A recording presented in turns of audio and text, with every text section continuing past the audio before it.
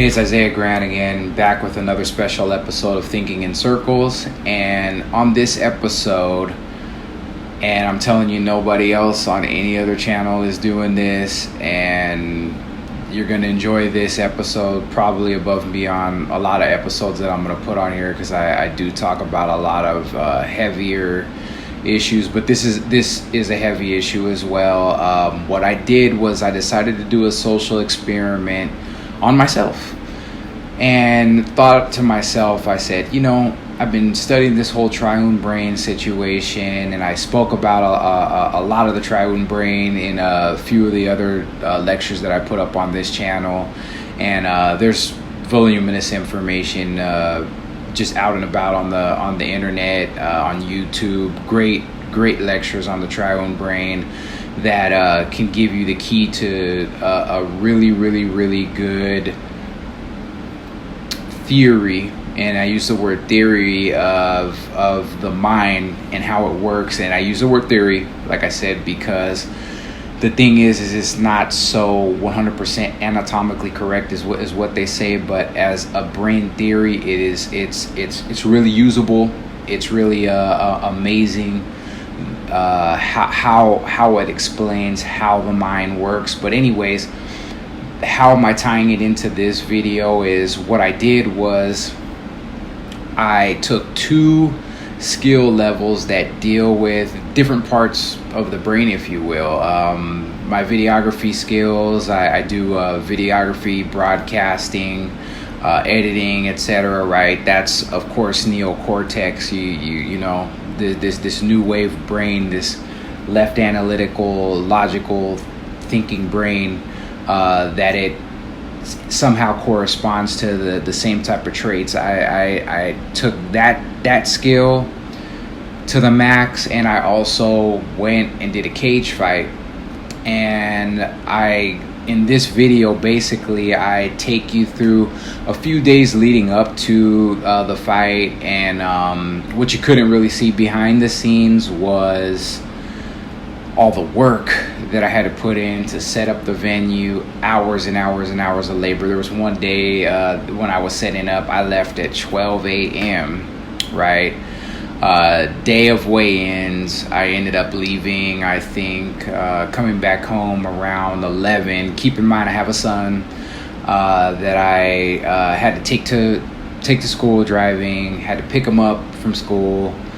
I train Brazilian Jiu-Jitsu. I train mostly Jiu-Jitsu for this fight. I mean, that's just what I was doing anyways. I ended up getting injured. That's another thing that I didn't really say much about in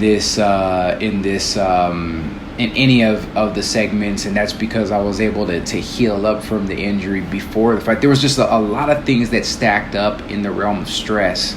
Amygdala, that's dealing with the amygdalas, your stress, and then the way that the stress wanted to talk me out of doing everything that I had set out to do, And I had a big thing is, having goals that, you write down and that you really think about and that you're really passionate about. So, a big thing that kept me on the task was my passion, and then my passion also too for this program here, because I could use the situation I know as a teaching tool.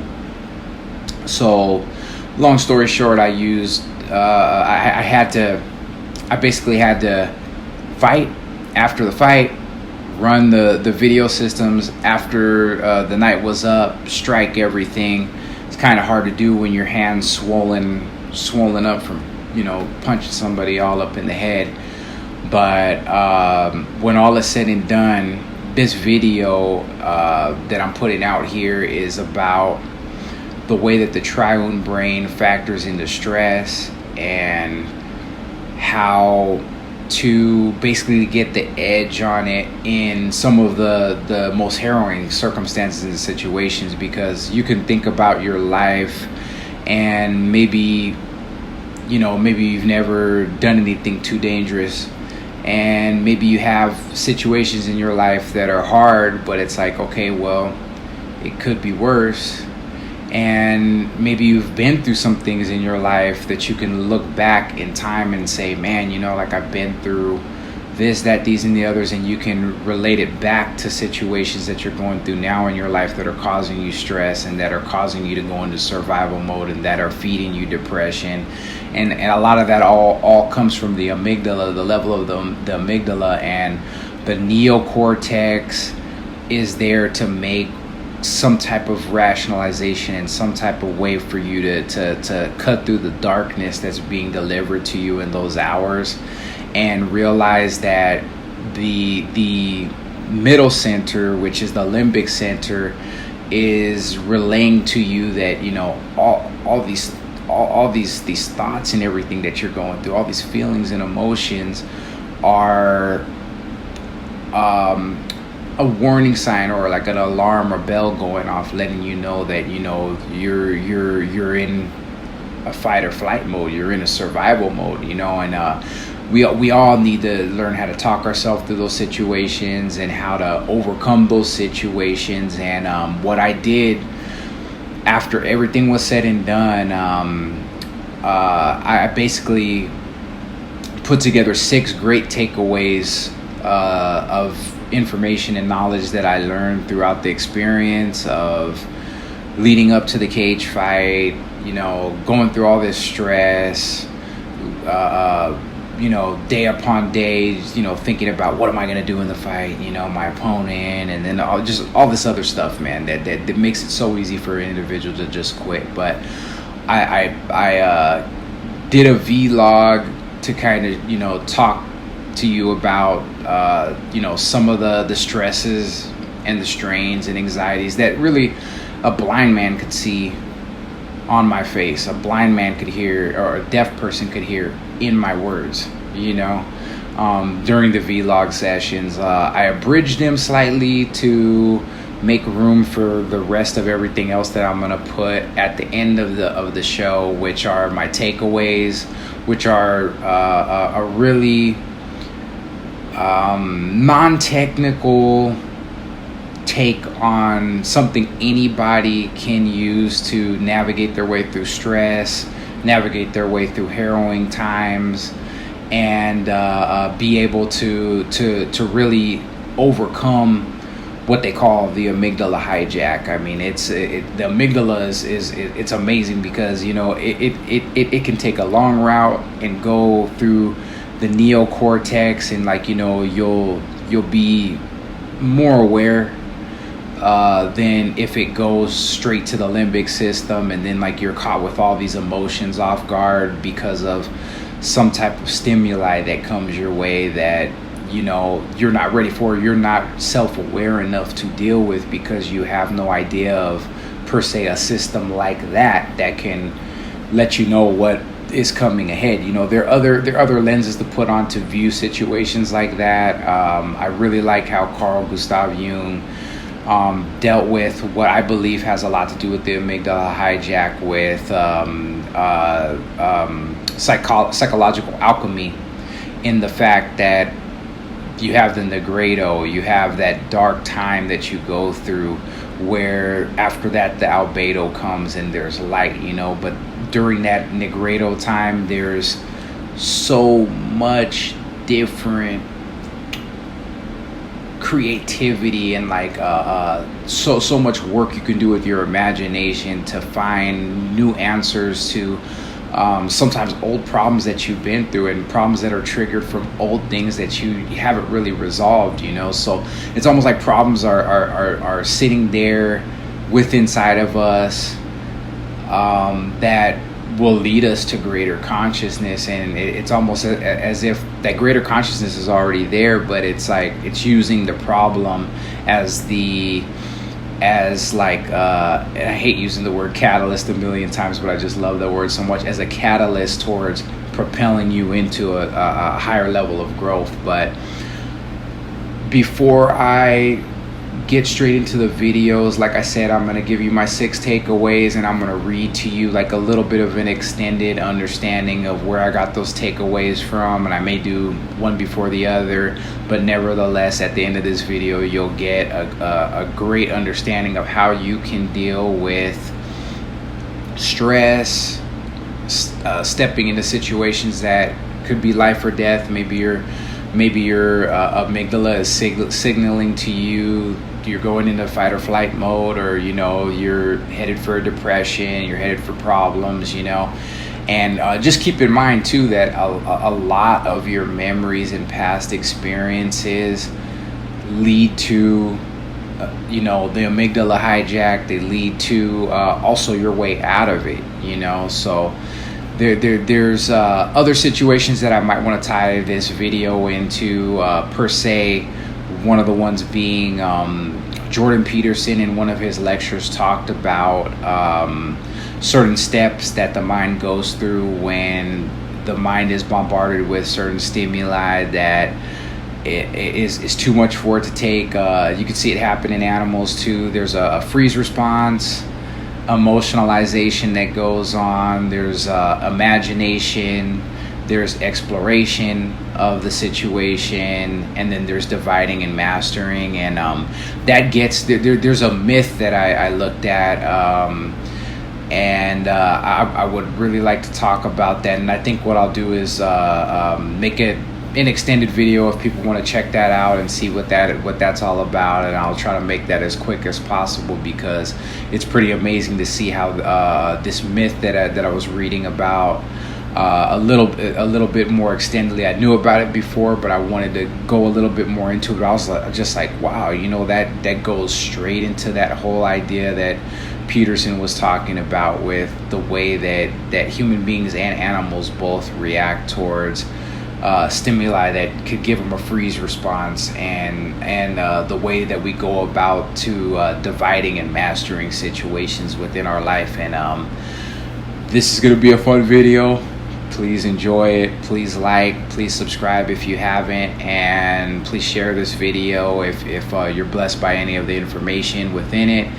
And I really believe that you will be enriched on this one, because the takeaways that I'm going to give to you today came with putting myself in a very dangerous situation, but that's the basis of doing an experiment.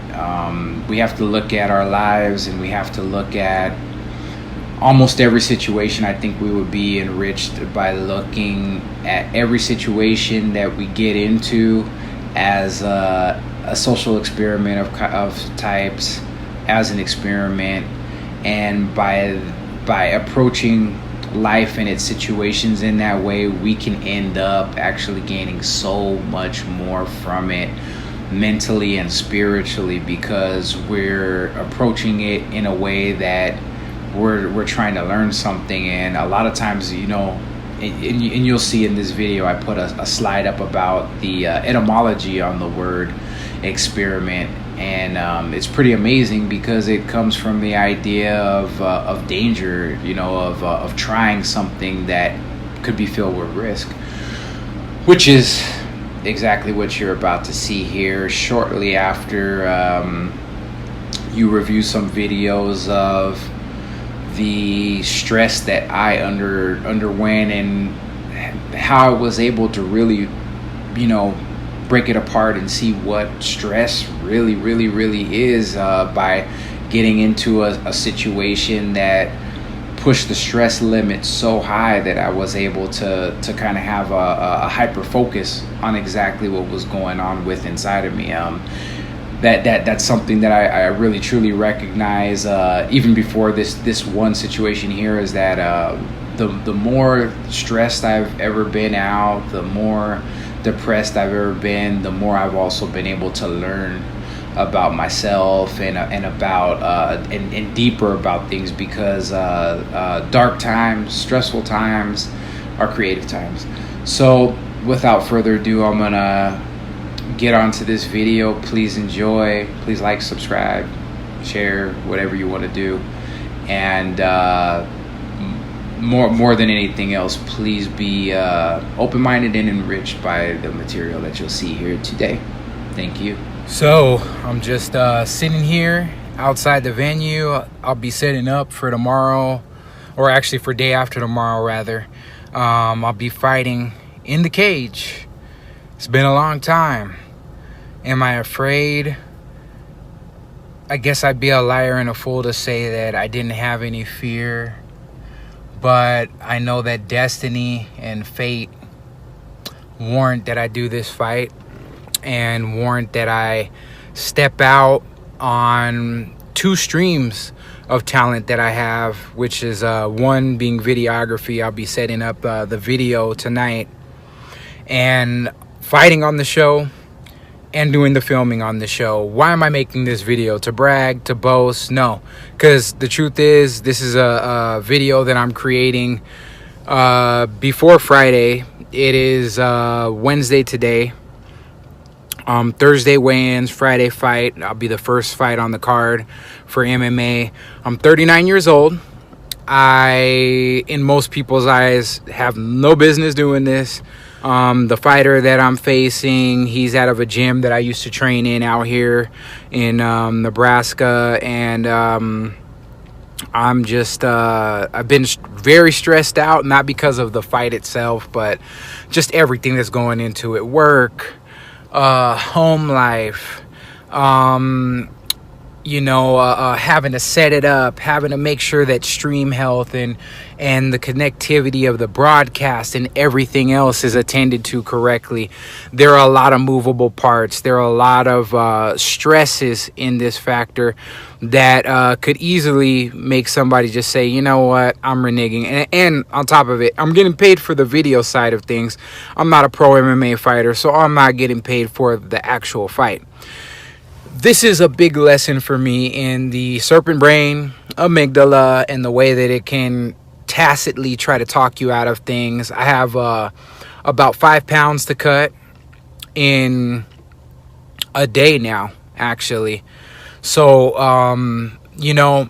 something is just telling me from the neocortex, obviously, own this, man, own this. I recently, today, just to show you some flub ups in getting this whole thing together and just all the back and forth. I recently had to get some extra blood work done today because the previous blood work that I did, I kind of on a dishonest situation. I'm not even going to throw out the name of the practitioner or the name of the firm practice for the doctor, but he assured me that he could get my blood work dates changed because I talked to him and said, hey, I need to get some current blood work because the Nebraska Athletics Committee, once blood work past a certain date, I had previous blood work put in for this show. The show didn't occur because there were enough people that fell off the cards and decided they didn't want to fight. You know what I mean? Which happens. It's something that happens, especially at the amateur level where people aren't getting paid for it. It's something that they decide they want to do, and then because of all the stress and life and different things on the in-between, they decide not to.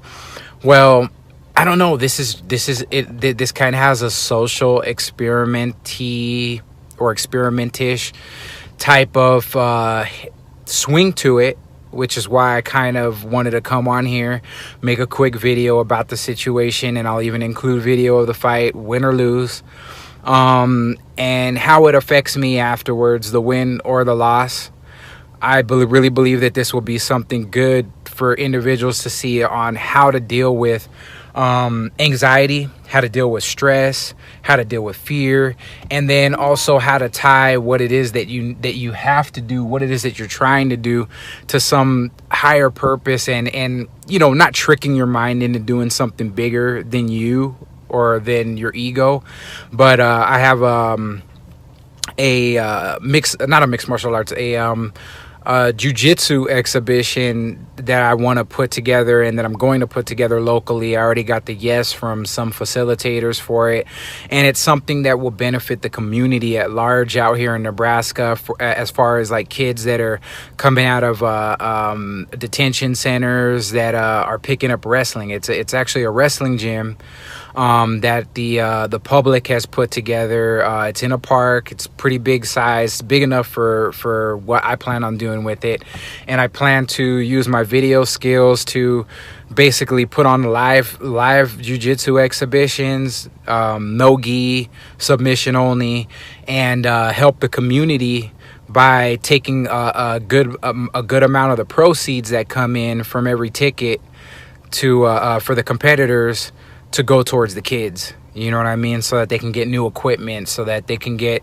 I mean, I haven't said the name of the actual place yet, but I mean, they didn't even have a good vacuum to vacuum the floor properly with. The pictures of the facilitator, or the previous owner and facilitator who the organization's named after, he doesn't even have proper, you know, picture frames to put his pictures in and to preserve his memory. So I see an opening for a situation where I can actually do a lot for the community, and also honor somebody's name that really put forward some great effort to help the community of North Omaha. And it's a community that's plagued with a lot of violence that I saw.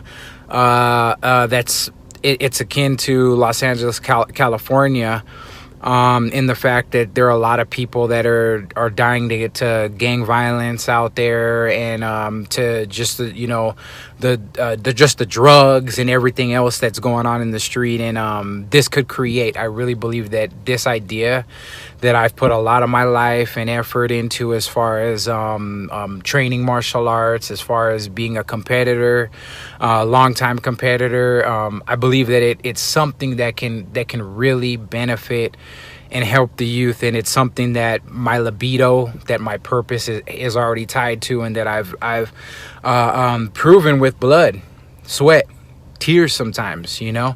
And this fight, once again, is going to be more of the same: blood, sweat, maybe tears.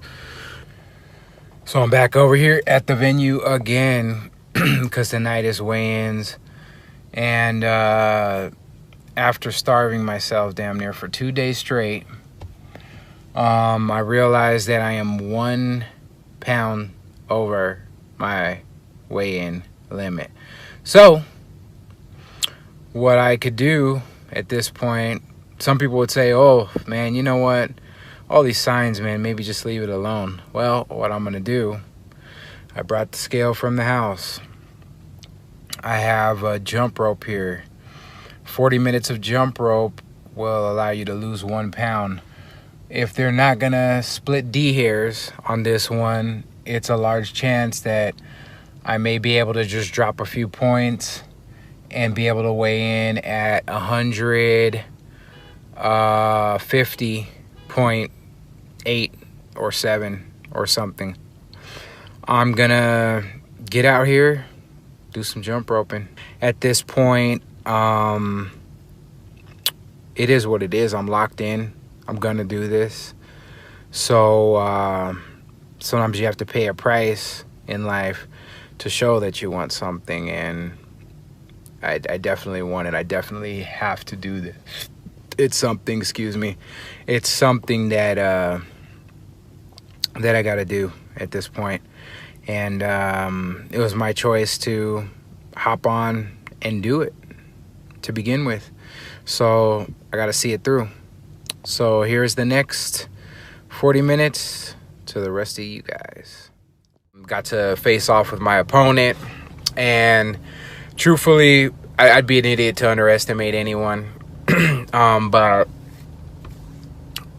part of me, and not being prideful about it, but part of me, I really believe that he's a good, even opponent for me. But I feel that I really have a good feeling that I'm gonna take this fight. As far as, like, you know, of course I've taken the fight, of course I'm doing the fight, but I think I'm gonna take it. Long story short, time is gonna tell the tale. It's fight day today.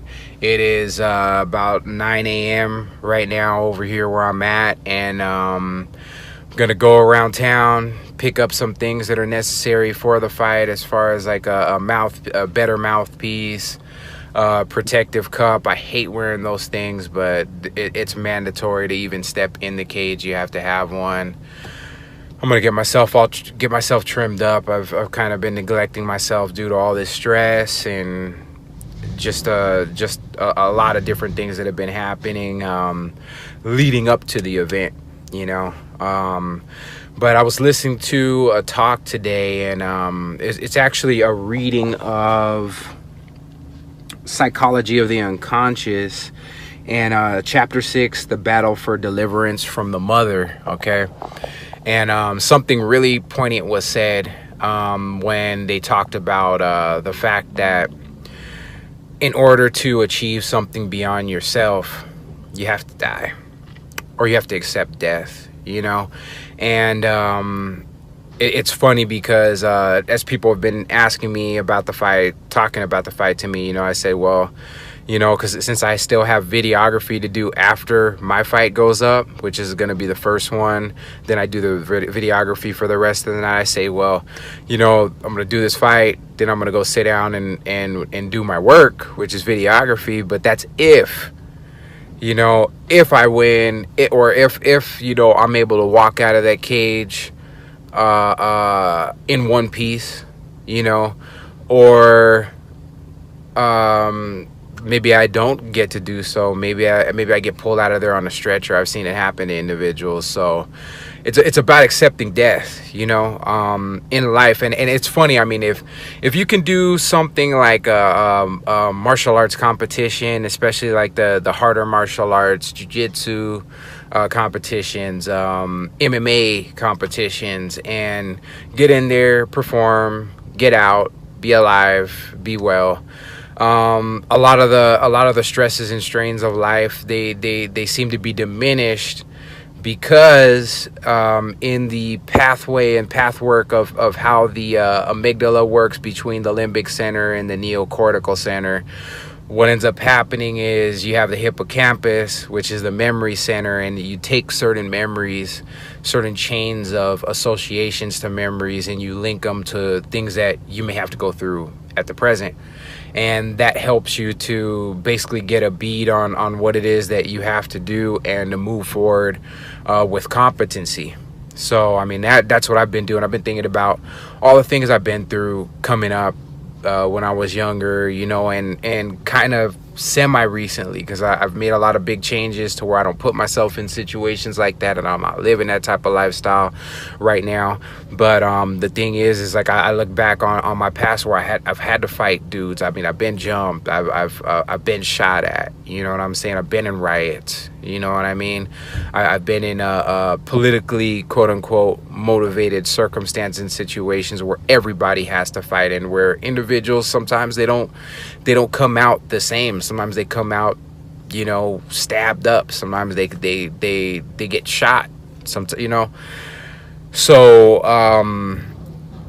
I've had experience in accepting death, and we have to also look at, like with what I'm saying, if you juxtapose it to your situations, any situations you're going through, it's the same thing. I mean, it's an understanding of accepting the worst, maybe the worst that could happen, accepting the most negative thing that could happen, and still going and still doing what it is that's necessary. And the positive thing is, and what makes this even a lot easier for me, is that there's something great writing on this whole situation, which is, like I said, the creation of that Brazilian Jiu-Jitsu competition series that is gonna give back to these kids that are coming out of detention centers. All right, so it's off to the fairgrounds for me. Time to get this fight in. When all is said and done, basically, I had a dream 2 days ago that presented coagulatio image and images within it, and I was reminded of it. And there's a song called, I always thought it was called Going Hungry. And I don't know exactly who it's by. I'll put the name of who it's by down on the bottom of this, but I was reminded of that song because of that dream. And then basically what I did was I listened to the song, and I also wrote down a lot of the correspondences in the dream, fleshed it out in order to understand, because coagulatio dreams occur in reality within 3 days of the dream. This day is the third day, so it was relaying something about today. Now, 3 portions of the dream occurred at the same time. So they're like different dreams or different dream sequences in the same dream time. And psychologically, what ends up happening with that is that all of those dreams will relate to what the meaning of the dream is. So you can basically kind of unpry and open up what the meaning of the dream is from other portions of the dream will kind of help to elucidate it. But long story short, the dream, basically the gist of it was I received like a direct communication, and it was uplifting, basically saying that like to me that like, oh, Brazilian Jiu-Jitsu has helped you to overcome a lot of things and to understand a lot of things. Even though you usually take the hard route, you usually end up overcoming by systemizing your ability to overcome situations through Brazilian Jiu-Jitsu. It was very accommodating. I mean, it was a very uplifting statement to receive in the dream, right? So it was the unconscious speaking to me, and I've been getting that quite a lot lately. And usually what happens is you get these breakthrough dreams that will come when you're facing a situation that is perilous, dangerous, also a situation where you're going through a deep depression, and there are a lot of things that I've been going through, like piling clothes in the corner, man, putting, you know, several clothes over seats, you know, from different days leading up to this event. And that's because really my amygdala is stimulated right now, you know what I mean? It's hyper stimulated with stress, anxiety, different things like that. And once again, that helps you through a situation. Like this dream basically was telling me, you know, something that was commending me. And then also too, there was a portion where I was driving up to LA in a car, and my family members got out, and I was thinking about kicking it with one of my friends. And it was weird because I flipped the car over. Like I was so strong, I flipped the car over. And I think that points to the fact that I feel like for this fight, even though I'm stressed and stuff like that, a little bit anxious, I feel very strong. I looked into the eyes of my opponents. My opponent, he looks pretty unwavering. You know what I mean? He looks like he's confident. I'm confident as well though too. But I really feel that, like, you know, and not underestimating him in any way, I feel like I could take him. I feel like he's probably not going to be as strong as I am. You know, famous last words, we'll see. Long story short, though, the next portion of the dream, there was like a cave that I was in, and my mother was there, and I wanted something to eat. And keep in mind, I've been cutting weight for this fight, so I haven't been eating. I've been really, really stressed out because I haven't really been eating right, because I needed to step on that scale and weigh in at 150. What ended up happening was, in this dream, there was some bread that was on the corner of this little stand, right? And I accidentally knocked it onto the ground. I was like, dang it, man. So that was a coagulatio image, because coagulatio imagery deals with bread, deals with things falling, mud, slime, shit, you know what I mean? Anything that is descending or falling.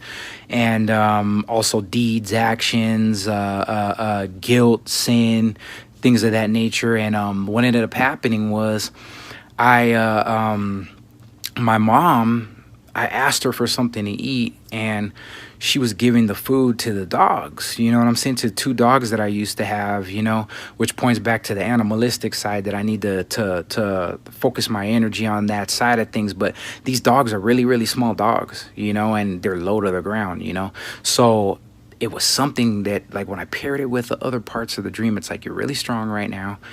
Your Brazilian Jiu-Jitsu is great. What you need to do is, and also coagulatio is like, deals with like gripping, holding on to, linking to things. So that's the idea too of jiu-jitsu, you know what I'm saying? Like pressing downwards. So it's basically telling me, you know, to not take the harder route in this fight, but to turn around, link up with this dude, take him down, and really, his camp knows a lot about me from my previous competitions. So they're like, oh, you know, like they probably have been dealing with him heavily on standing up fighting. So that could be his strong suit and strong card. But the thing is my ground game is a strong card. They don't know how I've developed and advanced, and we'll see. So we'll see how much tonight during this fight. But the dream imagery was showing that the dogs were eating and that I was unable to eat. And I was like, you know, my mom was kind of being condescending with me. That's what I'm feeling right now, like the stress, the anxiety, you know, condescending, but I'm speaking back to it with strengths. I'm speaking back to it. And the thing is my unconscious, the unconscious or the amygdala will work against you, but it will also work in your favor. So making the awareness of what the unconscious is telling you, there's a double-edged sword there in a lot of ways, but it's also, it's showing me on one end, take this dude down, do what it is that you know that you do. And trust me, they've been preparing this dude for the stand-up portion of it, but you need to take him out of his element because jiu-jitsu takes a long time to learn and to become very proficient in. So I need to take him out of his comfort zone is what this dream is telling me. And then I get down to the level of those dogs, I'll be able to eat, because dogs are a coagulatio image. They're linked to Artemis. Coagulatio is linked to the moon. That's Artemis or Diana. And it deals with going down to the ground and manifesting, bringing things into flesh. Also, too, the bread falling to the ground, that's the word made flesh dwelling among us. So it's like that's another coagulatio image. And it's like it's basically saying, hey, focus on getting this win that way. So we'll see. I'm just throwing in a quick dream interpretation in there. Also, a lot of the earmarks are there. Getting close to the time of the fight. Mouth is dry.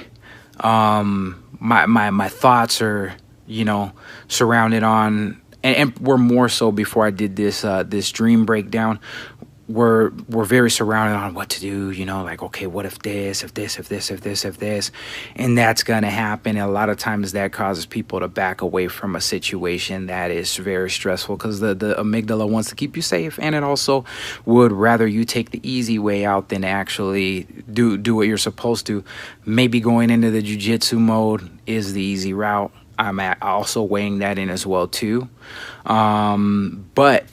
But while he's dry, because as you get into the second, third rounds, people become sweaty, and I don't want him to be so sweaty that I can't finish or that he's slipping out of things. I need to be able to get him while he's dry and get it over with.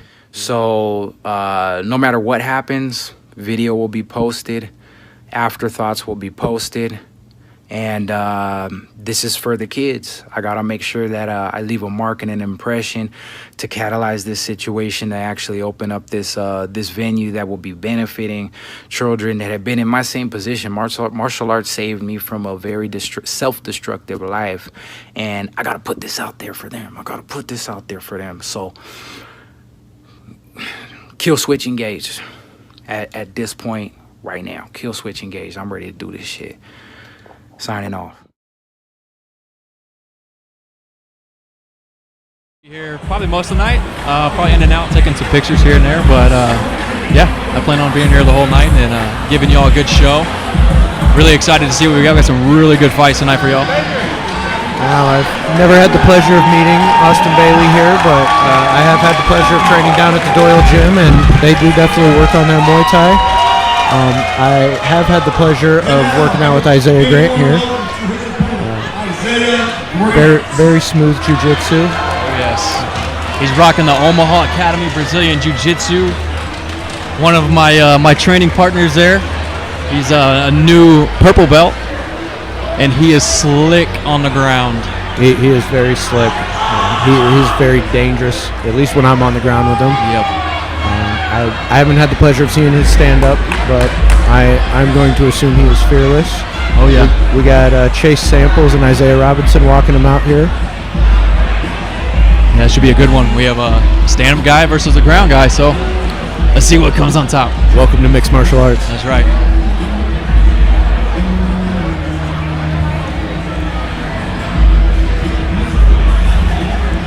Isaiah bowing in as he steps into the ring. Austin looking ready to go. He's eyeing Isaiah down. Okay, ladies and gentlemen, we are starting off the bangers.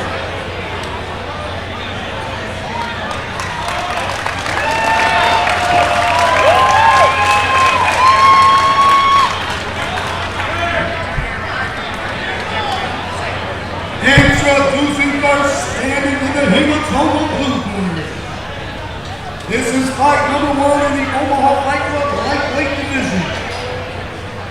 This man is a mixed martial artist and a Muay Thai fighter. He weighs in at 150 pounds.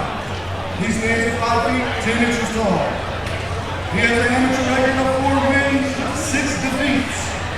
He's representing Mid-Doyle Gym. From Omaha, Nebraska. Give it up for Austin James, Mr. Clee Bailey.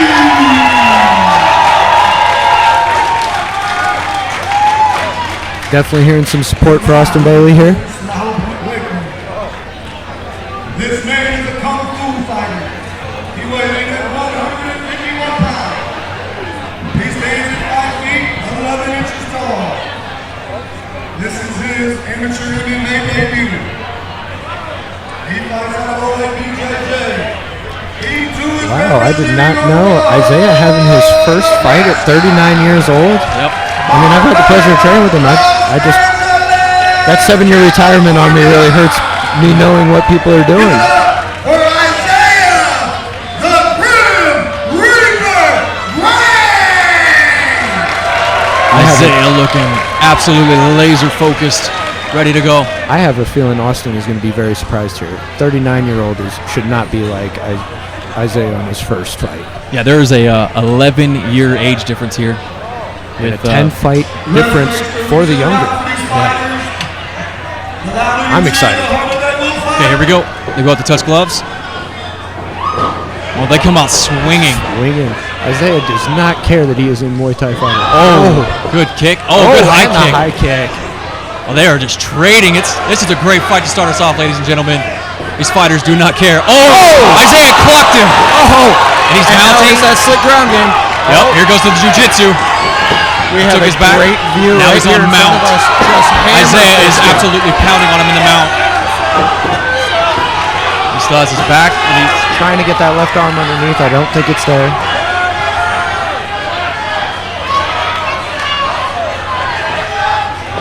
Isaiah's still working the mount, trying to secure it.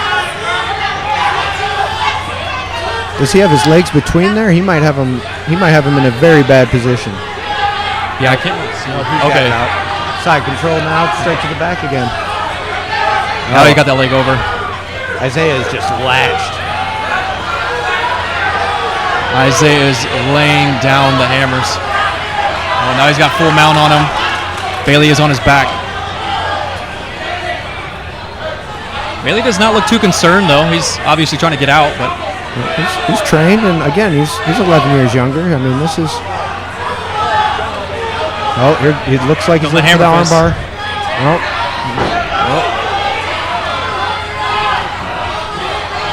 Looks like that cage experience isn't mattering so much right now. Isaiah was able to stop that push off the cage. Probably trained somewhere with a wall. Isaiah's just laying down the fist right now. I think the ref might be about to call this. Bailey's fighting back. He's fighting back. He's getting his feet up there. Oh, there we go. He's using the fence to his advantage. Oh, he might be rolling out of this. Oh, this might be an armbar. I think I see it. It's there. It's there. He's going to roll on it. Oh, nope. Great, good roll. Gets to guard. Much better position than being mounted. Now, it used to be that anytime you were on top, people thought that you were winning. Nowadays, this position is thought of as a 50-50. Yep, and with Isaiah's background in jiu-jitsu, I've seen him land a triangle just like this, and it'll come out of nowhere. Oh, he's losing the head, though. This is not a good position for Isaiah, this particular position. Oh. Now it's Bailey trading off the punches here on the ground.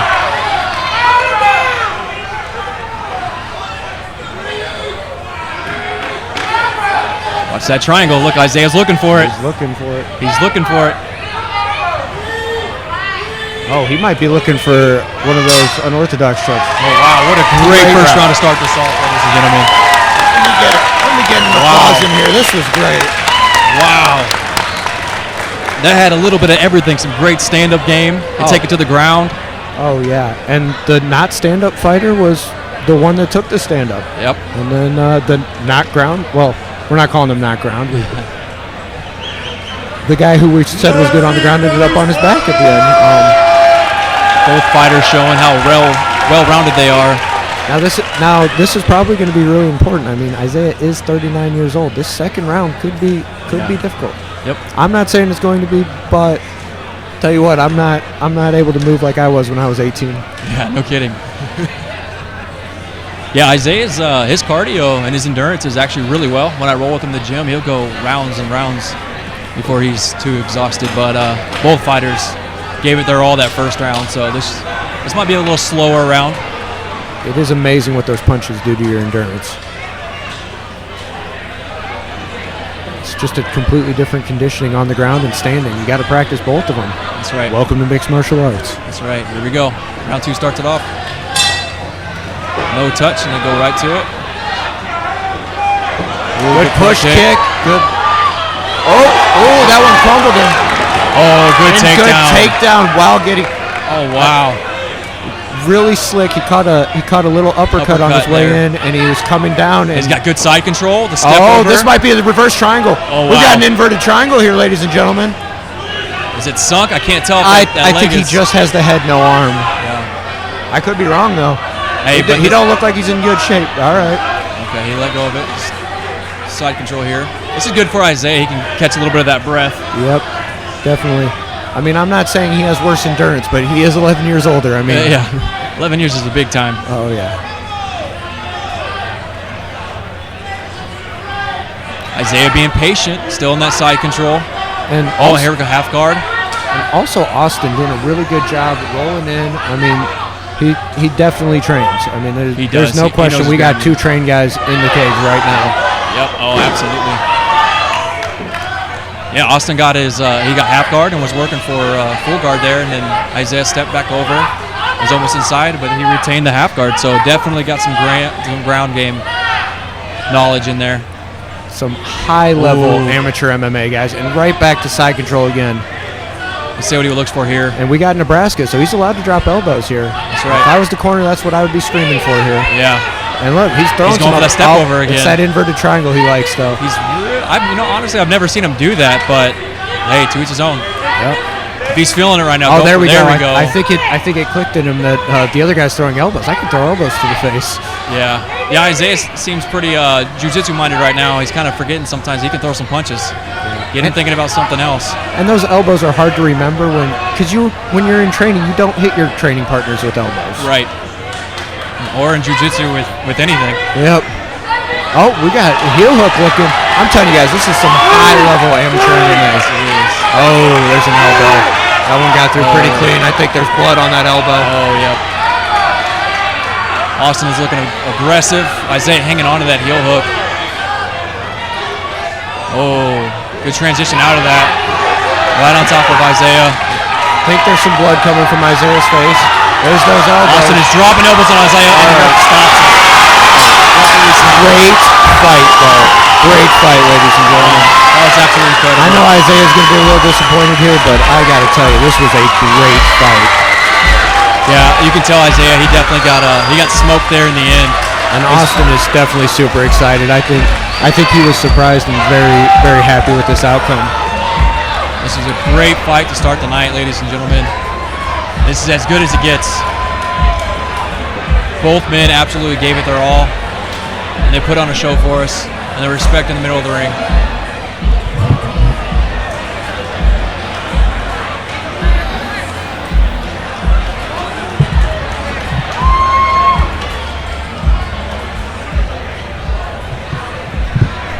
Let's give it up for both of these warriors!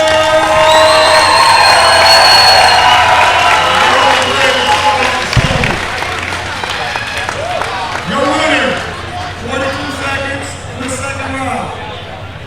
Due to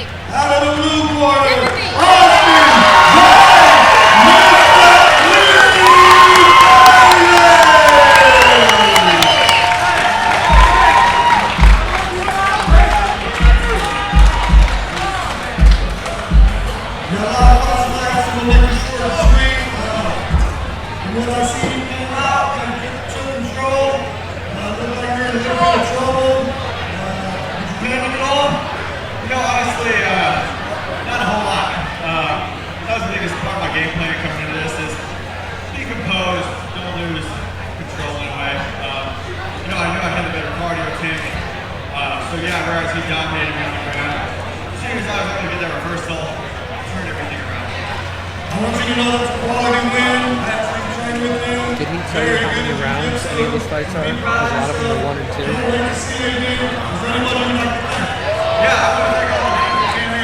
Hopefully he'll announce it when they come out. Like I was saying.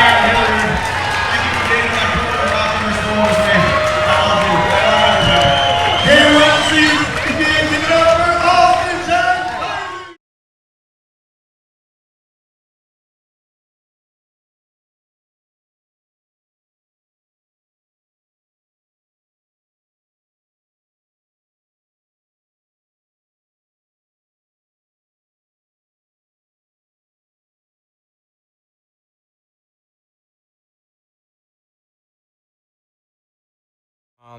I wanted to win, didn't happen, but today I got to experience being a sacrifice for a cause that I'm gonna push for these kids, because I know, like, for instance, you know, if I didn't right now have a avocation as far as jiu-jitsu is concerned, and keep in mind, like, I pay to go to my gym, you know, but there's been countless other gyms that I've been to where I've received free training, you know, just to get me out of the hood, just to get me out of the streets and stuff like that. And when all is said and done, this fight for me was just geared towards getting this situation. I said, either I'm going to be a sacrifice or I'm going to win and be able to put it out there with gusto. But I did what I came to do today. I faced fear. I faced inevitabilities of this or that happening. I faced anxiety. I went through it all. I put a good fight out there. Usually when you lose an MMA fight, people are like, oh, man, you know, try again, man. Yeah, you know. But so many people came and they were like, dude, that was a good fight, man. Like, that's what happened. But I became a sacrifice tonight. I was sacrificed. I died. Basically, that's what that is. You know, what ended up happening tonight. Because without the referee being there to have stopped it, let's say if it was a life or death situation, I would have been dead, you know. And there's some lessons for me to take away from on this one, and also for prospectively the next one that I do. There's plenty information that I've gained from data that I've gained from this fight that has allowed me to look at what to do for the next situation, though. But what I think I'll put on the roster next is just doing some Brazilian Jiu-Jitsu competitions, and then as I'm able to make some time after fully putting together these plans for this kids wrestling gym, and for the competition series that's going to be held there, then I'll really just start focusing and funneling my time and energy into, you know, into getting back, you know, onto the competition scene again, though. But I really feel good. Like, you know, I'm not banged up. I protected myself pretty competently, though. But, like, you know, I'll let you guys see the video. Y'all be the judges for yourselves. But yeah, this first fight after 5 years, and it's funny that they gave me they said my record was 0-0-0. Like, I literally don't have the best record. It's 1-2-0, and if we counted the 1-2-0, now I'm 1-3-0. But once again, I'm not doing this for pride anymore. It's more about making sure that I can give back something existentially, and I get more enjoyment out of doing Brazilian Jiu-Jitsu. I mean, the philosophy, the idea, the type of training that it is. MMA really is a young man sport. Here I am, 39, having hopped back in the cage again with somebody 10 years younger than me. But all in all, I'm very proud of my opponent. Happy for him that he got that win, and because he has more longevity and years of ability to do the sport, and to get a win, even in some people's eyes, over somebody like me that competes in other venues and different stuff like that. I think that it's something that's a one-up for him in a way, and something that, you know, that says something about his skill level. And once again, you know, he almost got a the TKO stoppage, but I was the sacrifice today for what it is that I plan on doing for the youth. Because at the end of the day, this is what kept me out of trouble. And I see some kids, you know, in the North Omaha area, they want to do wrestling. Right after they get out of the detention centers, they want to do wrestling. And the wrestling turns into jiu-jitsu, it turns into MMA. They're still young. They could make something out of a real bad situation. So this is what I want to be the catalyst towards. And I put myself on the line, put a good fight out there, a good, sincere fight. And, you know, chips fell where they may, or where they did. And that's all I got to say about it. I'm going to throw the video up there. And for the people that are watching this, you know, I feel happy. I just want to let everybody know I feel happy for what happened. I feel, I really don't feel bad about the loss, because that's the thing, you know, when you face fear, when you face stress, anxiety, and you still go forward. You still go forward because you know what the cause is. That's more important than anything else, you know. That in and of itself is a win, you know. But I just didn't get the win in there. So I'll let you guys check it out. Thank you once again. Be blessed. So I'd like to hop back on here and just basically give some final thoughts after everything, you know. Another day is the day after the fight. I'm gonna make this video real quick, but I think it would be profitable to see what has occurred in me mentally the day after. It's strange because things kind of have a ephemeral feel to them. It's almost like everything that happened yesterday was a dream. And it's how it usually is after, you know, competition, you know, win or lose, you know, it's like, you know, it's almost like you were in a dream, you know. And truthfully, you know, how real is the reality that is before us, you know. Some religious ideologies would say that we are living in a dream within a dream, you know, and I definitely feel that way today. But the pain is real. And I'm not talking about of the loss, like I don't know if you could see this knuckle is just like my hand is all swollen. But I'm very, very you know, in retrospect, I'm really happy inside for what has happened. I'm really proud of the fact that I was able to pull through all the negative and not just give in and say, you know what, forget about this, you know, because so many people do. And I had so many different factors going on that, you know, it just in most cases, you know, probably wouldn't happen, me doing the fight or whatever. But even having lost the fight last night and becoming a sacrifice during that situation, I sacrificed for a good cause. And last night I met some few individuals that want to align with my cause. So it's like it was a good networking situation for to catalyze towards making this dream of putting this Brazilian Jiu-Jitsu competition series into reality, and also to benefit and help the youth.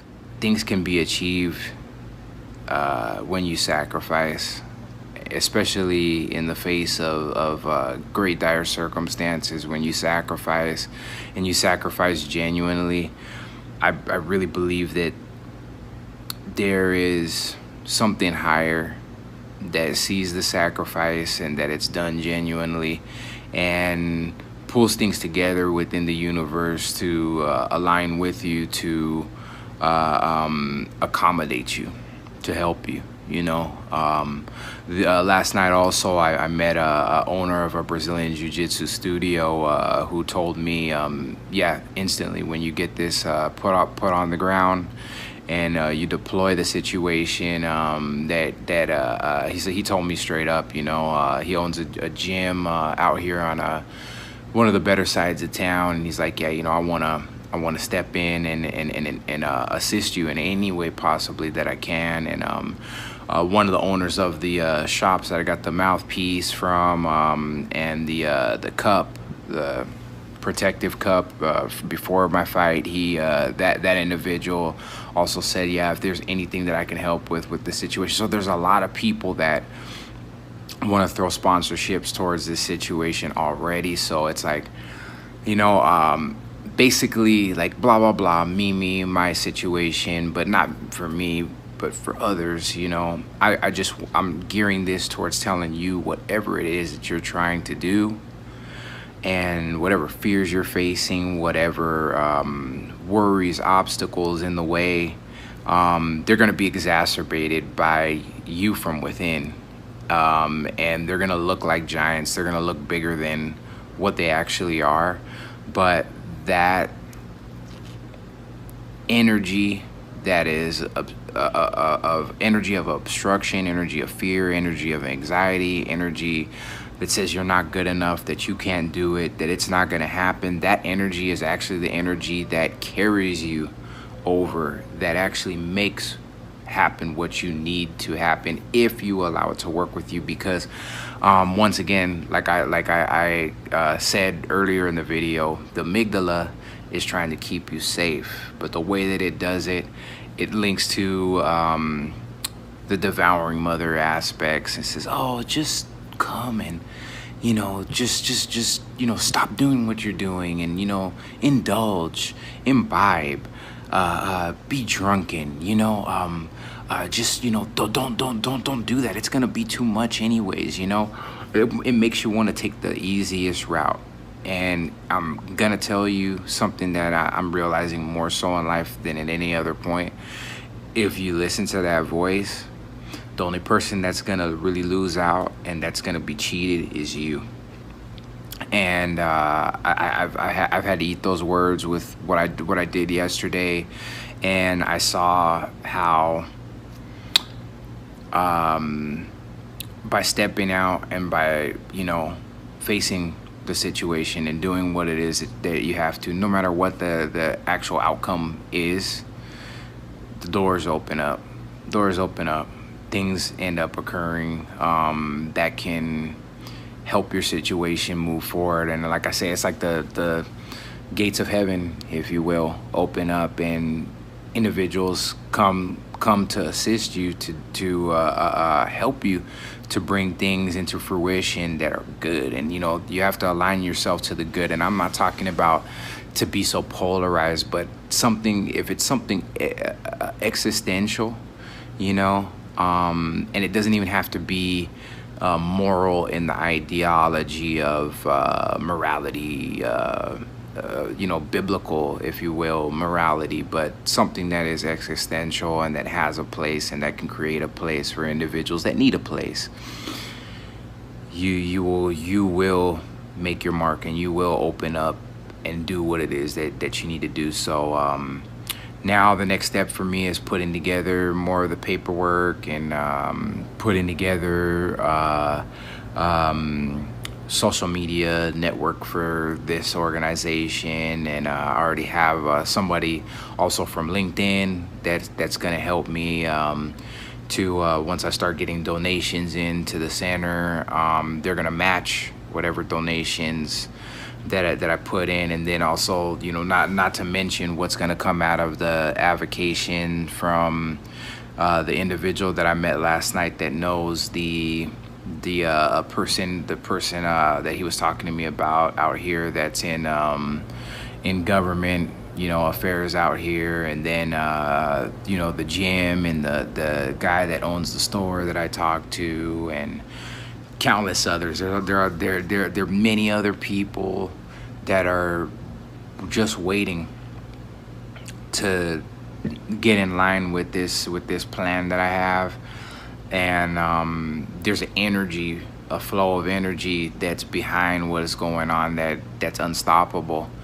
And I could feel the power. It's something very numinous, and I'm just gonna go with that because that's the thing. My libido is linked to everything that just occurred, and I've been talking about that on this channel, about how you have to follow your libido, you know what I mean, and you have to understand those messages.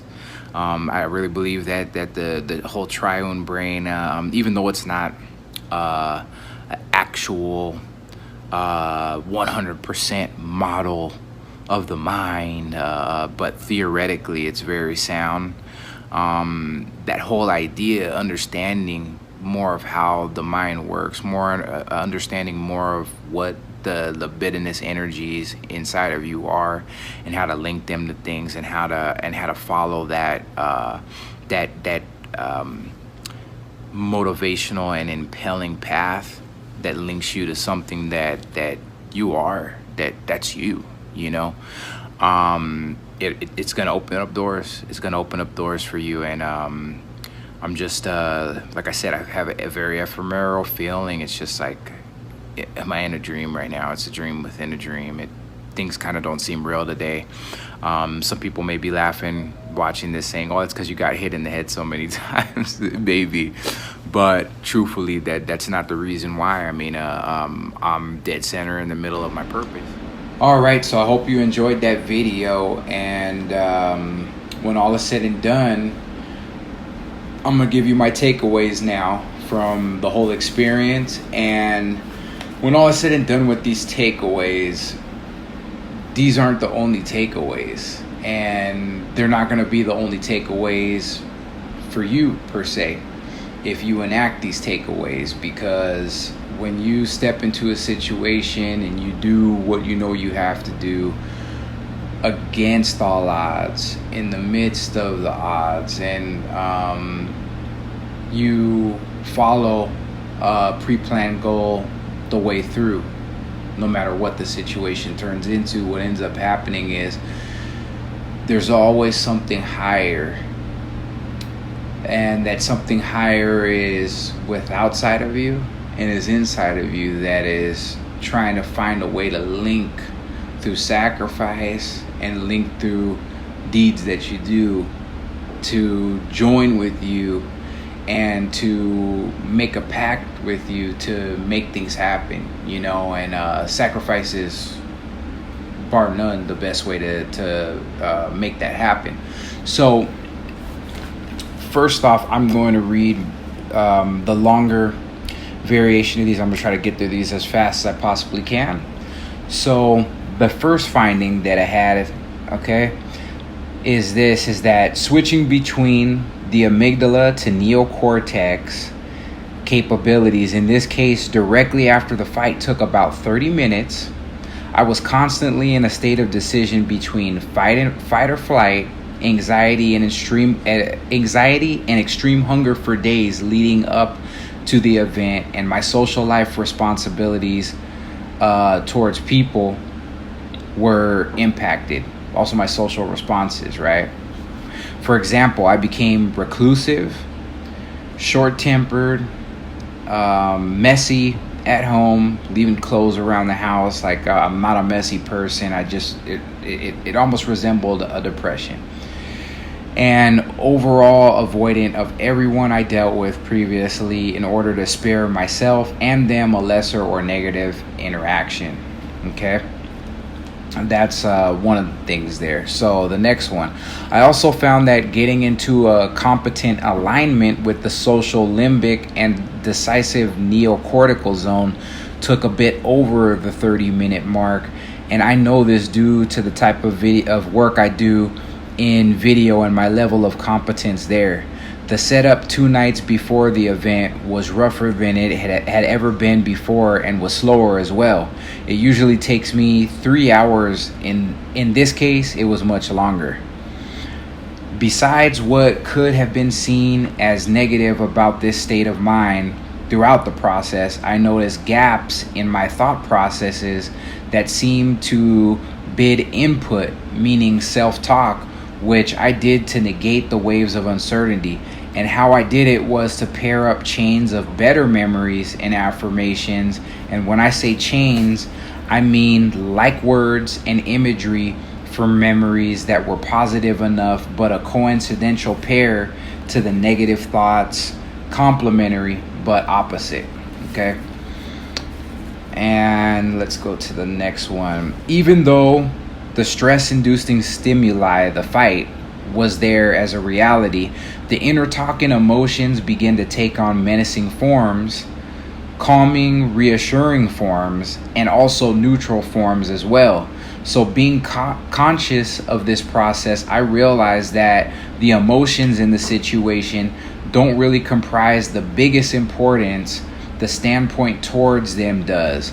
I also had a compensatory dream due to what my mind thought was a crisis. So my mind, my psyche felt, and I'm probably putting too much on this, but by saying that my psyche knew exactly what was going on and was like, here's a handout, dude. But it knew that I was going into crisis mode, so it gave me basically a compensatory dream, right? You know what I mean? So I was really in a stimulated version of crisis. All right. Now let's see to the fifth one here. The biggest thing I learned is that since for a survival situation I chose fight instead of flight, the amygdala had to come online to help me survive, informing not only my reflexes but also giving me past knowledge of technique to keep me safe. Okay. So the thing is with that statement is that, I mean, you have the hippocampus, right? The hippocampus has memories and different things. The amygdala deals with the hippocampus and actually uses some of that imagery to sometimes tell you of what it feels as danger. You know, it could be the way a certain person looks. Maybe you were victimized by a person that looked like that, or it could be a situation that smells a certain way, that looks a certain way, and it will tell you, oh man, you might be headed back for this same type of situation. Watch out. So all the alarms start to ringing off in your head. You know what I mean? But I also too believe that when you get it to go online with you, and when you're like, no, we're going for this, we're doing this, you're coming along for the ride, because it's a survival mechanism, it's going to make sure that you're taken care of. And if that means taking other portions of the brain and directing those other portions of the brain to assist you with knowledge that you gained before or whatever, and funneling it to you in such a way that you can utilize that, you'll do so, you know.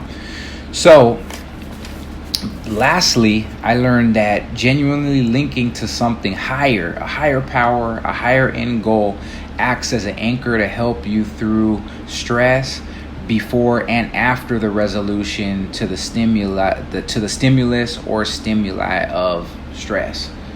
So you got to have some type of anchor during those times. You know, it could be a higher power.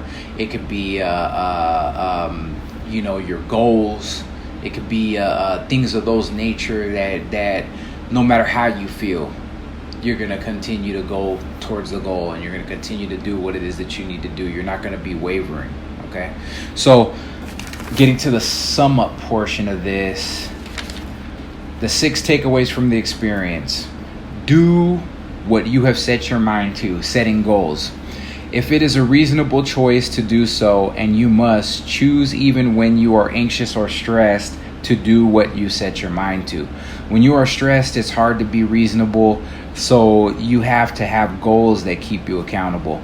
The amygdala, just as it can influence give me 1 second here.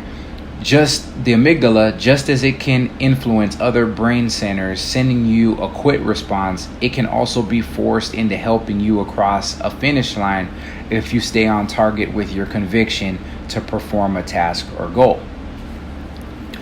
The next one, link your goals to something higher than your ego. And I'm speaking of ego in the Western sense, you know what I mean? In the Western sense, the ego is like, you know, where you got an S on your chest, and what you're doing is for, you know, just to look bad, or to look cool, or to look mean. And then, you know, also the ego in a Western sense is, and kind of getting more towards the Eastern sense of it, which I believe is more true, is like you're doing something to enhance or to make who you think you are, what you term I or the self, look better. You see what I'm saying? So link your goals to something higher than the ego, and I put Western sense in clause. Linking to something higher throughout an endeavor, whether that is spiritual deity, for example, God, a cause higher than what the end goal naturally may represent, seeing the wider scope of purpose during the onset of stress, anxiety, etc., and at its apex can help you pull through the emotional burdens you will be experiencing. This occurs in the limbic system. The survivalist amygdala speaks directly to that center, so this is important to remember if we hope to have staying power towards achieving a goal, because your emotions can definitely cause you to waver. Emotions actually elementally are akin to water.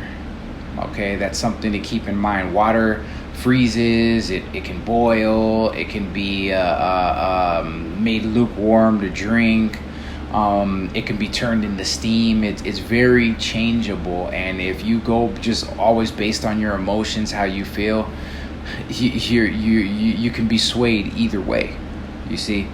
So the next one, keep moving forward.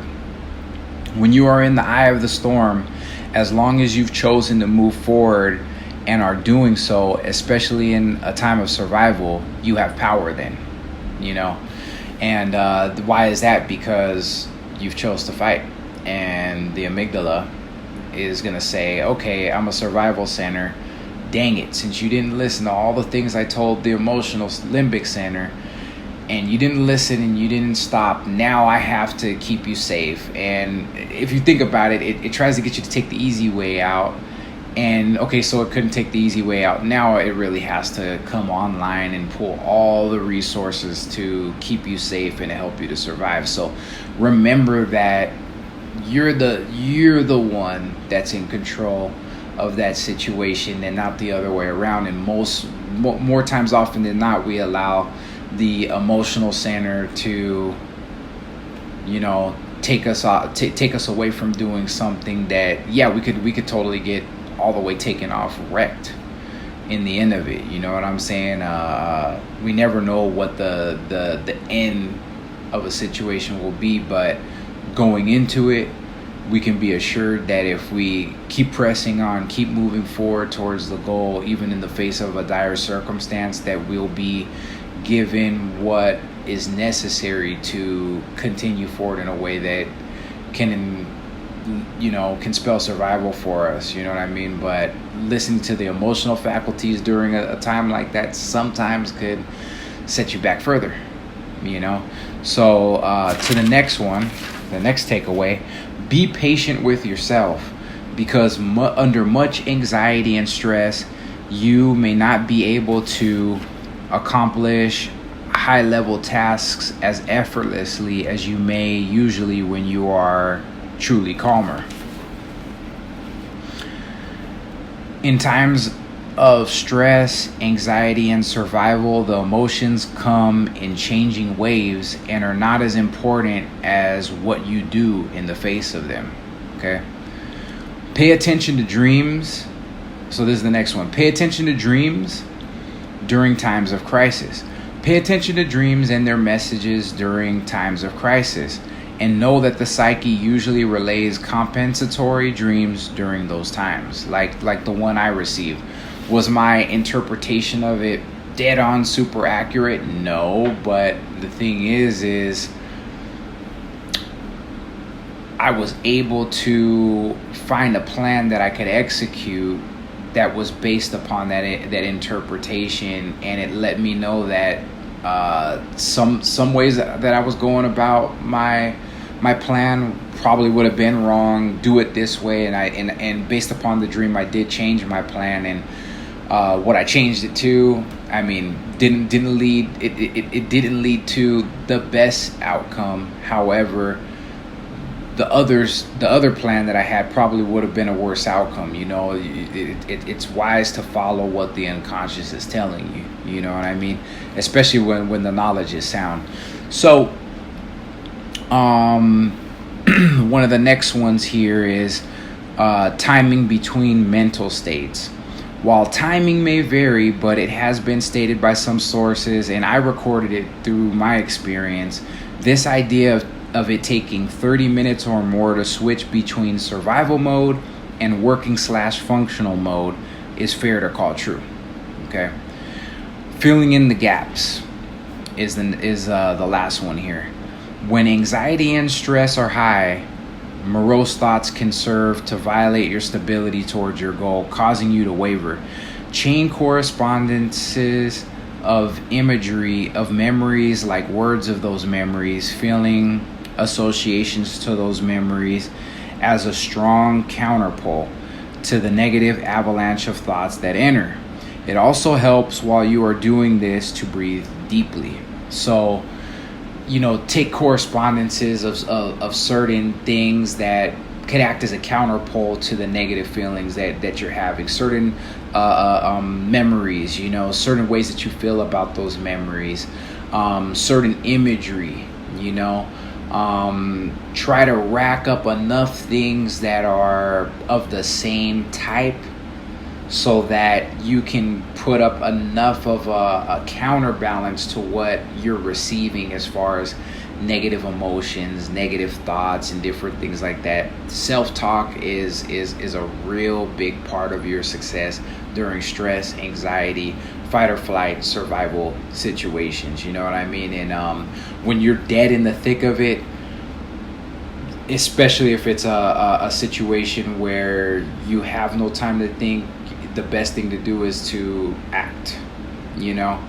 And this whole filling in the gaps thing is preliminary towards a situation that you have to be dead center in the middle of. It's not something that you want to do while you're dead center in the middle of, let's say, you know, it's raining bullets outside. You don't want to stop and fill in the gaps on how you're thinking, oh, it's going to be all right. No, you get to some cover, you know.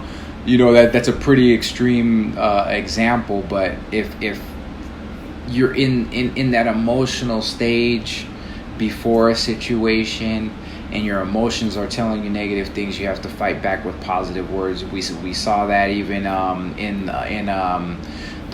for instance, the Christian Bible, where the devil is tempting Jesus when he's on the mount and is trying to get him to cast himself down, and is tempting him with the pleasures of the world and all these different things. And what did Christ do? He spoke scripture. He spoke symbolism, symbolic truth that negated what the devil was saying in that situation. And the amygdala through the emotional center can kind of act as the devil, if you will, you know what I mean, an adversary. And you have to be able to chain and pair up the right symbolic associations, if you will, in the forms of imagery, in the forms of emotions, way you feel about those things, memories that may even be worse than what that situation is, or better memories, you know what I mean, and chain them all up, make sure that they link together properly, and really think about those things, internalize those things, believe those things, and the situation will pass to where you'll realize you're in a better state of mind. But like I said in the longer reading here, that your emotions sometimes will they change. Sometimes, you know, you'll catch in your own self-talk cycle, if you will, inside of your head, the voice inside of your head, sometimes it will be talking to you in a very negative manner, in a manner that it'll be giving you waves of feelings that, you know, make you feel uneasy, make you feel out of place, make you feel like you can't, like maybe you can't do what you think you're gonna try to do. But then you'll also get another wave that comes in where you'll feel like you're getting positive affirmations that are telling you that you can do this, you can make this happen, or whatever. And then there's another state where it's just peaceful, serene, and, you know, you're in the middle, and, you know, everything's at a standstill. And I believe that goes back to the idea of the three gunas, Sattvikas, Rajas, and Tamas, in the Vedic or Buddhist idea of the qualities of all matter, you know. And you know, if those qualities are in matter, well, emotions or thought process is a very subtle matter, so they must permeate that also. So without further ado, what I would like to do, I'm going to terminate this video here now, but I want to get into that extended idea that Peterson talked about, Jordan Peterson talked about, which is how people and animals deal with certain stimuli that is, you know, will cause a freeze response. And I found a lot of mythological parallels in that idea. And I've actually sat out here and watched from my balcony this situation playing out between two animals. One was a cat, the other one was a really, really big possum. And it was really amazing to see how that whole situation played out. I could probably tell the story, but it'd be... I'm going to go ahead and tell the story because it was actually a kind of funny story. So this cat is stalking this possum, you know. And you see its predatory instincts going, you know, it's going through its predatory phase. Now, what ends up happening is you're seeing as it's stalking, that creature, the possum, was like kind of aware that something was going on, so the cat froze, right? And it started to try to figure out what it was gonna do, you know, and both of them froze at one point, like really kind of standstill, and the cat was close enough to pounce on the possum, and, you know, it was freeze, and they're sitting there thinking now what they're gonna do. The cat went to jump on the possum, like thinking probably it was a giant rat and it was gonna have the biggest feast of its life. Mid-pounce, I've never seen this happen, mid-pounce, it totally changed the situation. It totally ran away and split from the situation. So that whole divide and master situation is divide is fight or flight is what that gets into.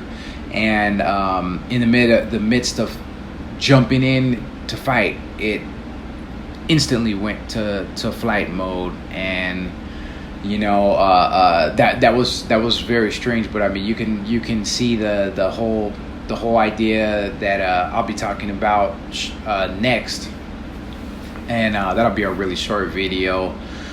Who knows how long I could talk? I could talk probably forever on something like that, though. But I'll break that down and give you some of my ideas on that, because it does directly relate to this idea here disseminated in this video. But without further ado, hope you're blessed by this transmission here. I'm going to let you guys go because this video it's already 22 minutes on here.